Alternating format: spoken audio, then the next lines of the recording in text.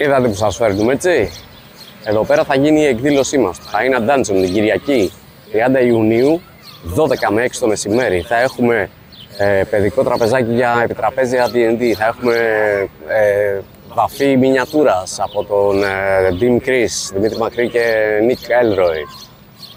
Βραβευμένοι και οι δύο, πολύ καλό χεράκι, πολύ καλά χρώματα.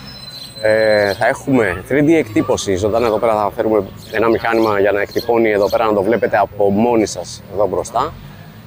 Το μέρος είναι καταπληκτικό, άμα θέλετε να έρθετε όσοι είσαστε από Αθήνα ή στις γύρω περιοχές, γαλατικό χωριό.